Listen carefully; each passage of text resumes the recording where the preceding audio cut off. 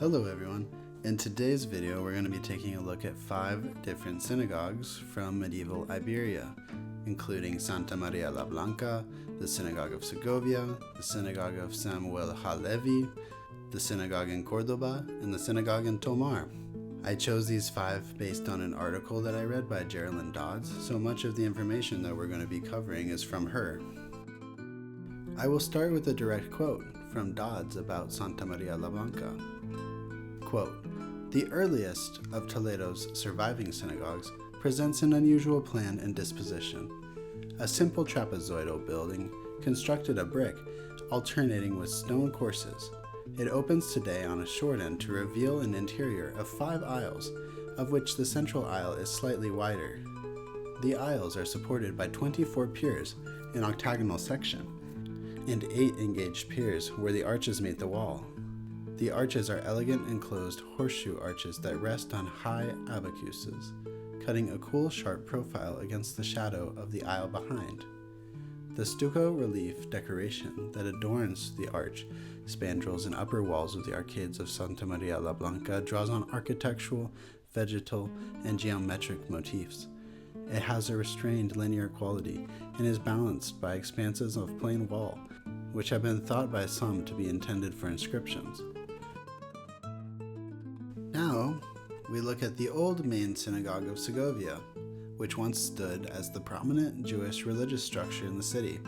It followed a plan very similar to Santa María la Blanca, with a rectangular plan and delicate ornamentation that echoed Islamic aesthetics. After the expulsion of the Jews in 1492, the synagogue was converted into a church and later suffered damage in a 19th century fire. So a lot of what we see is reconstructed. But we might ask ourselves, why are these 2 buildings so similar? The synagogues of Santa María la Blanca and Segovia display clear stylistic affinities with Almohad architecture, despite being Jewish places of worship. This architectural resemblance is best understood through the deep cultural identification of the Jews of al-Andalus with Islamic high culture, particularly during and after the Umayyad and Taifa periods. By the 11th century, Jews in al-Andalus were already linguistically and socially integrated into Islamic society. They spoke Arabic, interacted with Andalusi elite, and even adopted Islamic dress. This cultural affinity arose during a period of relative tolerance, especially under the Umayyads and the Taifa kings, which enabled Jewish communities to flourish, both socially and economically. The Almohad architectural style had become prominent in the Middle Ages, and it was later incorporated into what historians have called the Mudehar tradition, which is a term that tries to be an umbrella to cover hybrid artistic expressions shared by Muslims, Jews, and Christians. The synagogues of Toledo and Segovia reflect this style, particularly in their use of freestanding piers, austere brickwork, and stucco decoration. These features, while rooted in Islamic design, were recontextualized by the Jewish community to suit their own religious needs. Even though the Almohads themselves were often intolerant and implemented restrictions on Jewish life, even to persecution, their architectural legacy persisted. The use of Almohad forms in later synagogues illustrates how architectural styles could be disassociated from religious origins and transformed into a shared cultural language. The fact that many synagogues were likely built on former mosques further strengthened this continuity.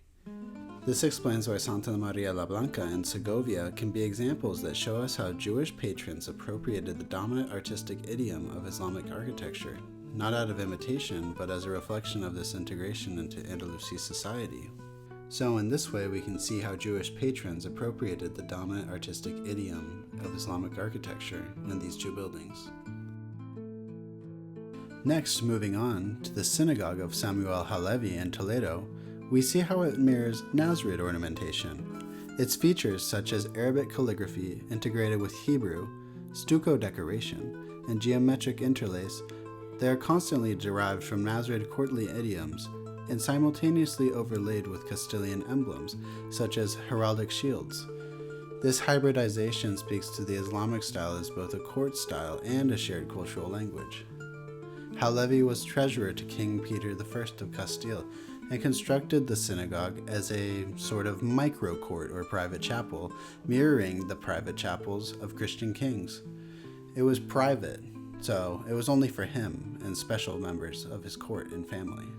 His synagogue proclaimed both his elite status within the Jewish community and his association with the Castilian royal culture. He needed permission from the king to build this synagogue. The combination of Islamic motifs with symbols of Christian sovereignty, like Peter I's coat of arms, demonstrates how ha-Levi used architectural language to express power, cultural sophistication, and allegiance. The Islamic style could carry layered meanings depending on the patron.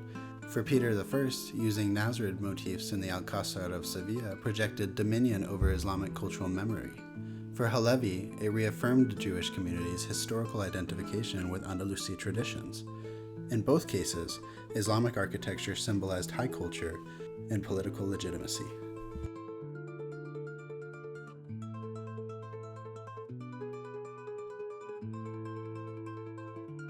Now, looking at Córdoba's only surviving synagogue, which comes from the first quarter of the 14th century, it finds itself as a 21-foot by 23-foot long room, which is nearly square.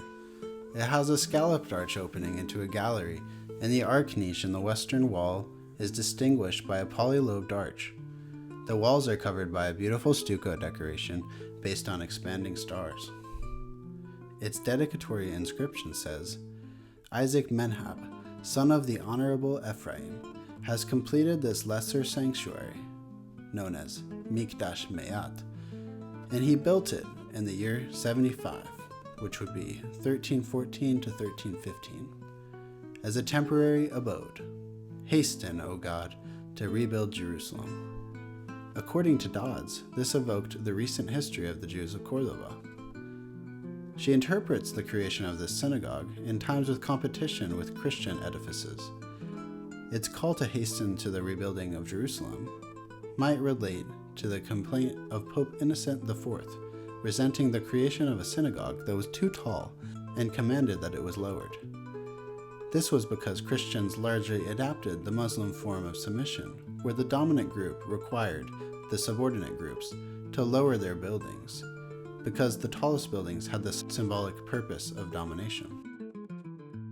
The closest parallels to this synagogue that we have can be found in the Alhambra. Now, looking at Tomar's synagogue in Portugal, we find that it is nearly square, with dimensions of 9.5 by 8.2 meters, and is enframed by 4 elegant stone columns that sit between a 9 groin-vaulted interior. The columns are noted to be done in Christian technique, but it is unignorable that the 9-bay plan was the standard type for a mosque built by a single individual to serve a small district from areas including Spain all the way to Iran. The open spaces are very similar to the traditional prayer halls of a mosque, much more than any other building that might have served as a model.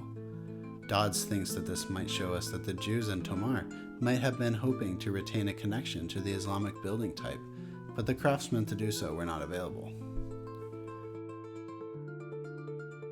In conclusion, we have taken a look at 5 total synagogues from medieval Iberia, all showing different styles reflecting their time period's tastes.